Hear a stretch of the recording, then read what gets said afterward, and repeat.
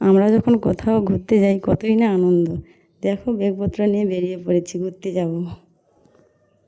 যাব তো সেই আনন্দে খাওয়া কি কারোর হয়? তাও খেয়েছি আজকে পান্তা ভাত আর কাঁচা পেঁয়াজ কাঁচা লঙ্কা আর মাছ ভাজা, আর এখানে আলু মাখিয়েছি চানাচুর দিয়ে অল্প।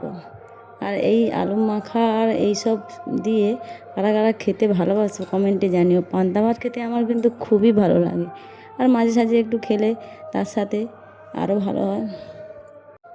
এখানে দেখো দুপুরে রান্না করব, তার জন্য নিয়েছি মাছ, নিয়েছিল চিংড়ি মাছ।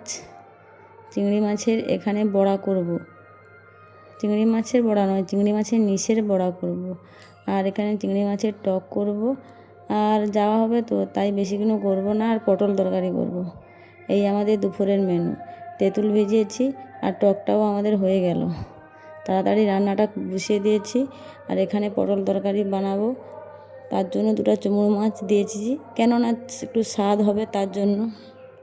মাছের টকের সঙ্গে পটল তরকারি খুবই খাওয়াটা ভালো। আর এদিকে আমি চিংড়ি মাছের যে নিশগুলো ছিল ওগুলো বড়া বানিয়েছি, সুন্দর করে বড়া ভেজে নিলাম। ওই নিশগুলো আমরা ফেলে দেই না, ওগুলো বড়া খেতে খুবই ভালো লাগে, তাই আমরা বড়া ভেজে খেয়ে নিই। বিকেলে চলে এসেছি, বেরিয়ে পড়লাম তাড়াতাড়ি করে। ওদিন ঘুমাই না, যাওয়ার আনন্দটা আলাদা। দেখো ব্যাগ ভর্তি হয়ে গেছে, পোশাক সব গুছিয়ে নিয়েছি, বেরিয়ে পড়েছি। আর ছেলে দেখো গাড়ি বেরোনোর সঙ্গে সঙ্গে আমার কোলে ঘুমাচ্ছে।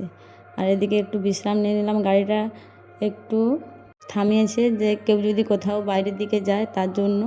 আর ওখানে একটু নেমে আমরাও ক্যামেরা করে নিলাম। আর দেখো তেল পাম্পে তেল ভরবে, আর যে যা খাবে খেতেও পারে, সব কিছু ওখানে আছে। তারপরে আমরা ওখানে কিছু বিশ্রাম নিয়ে গাড়ি আবার উঠে পড়লাম। একটু টিভি চালিয়েছি, টিভিতে একটা বই দিয়েছে আওয়ারা, খুবই ভালো বই।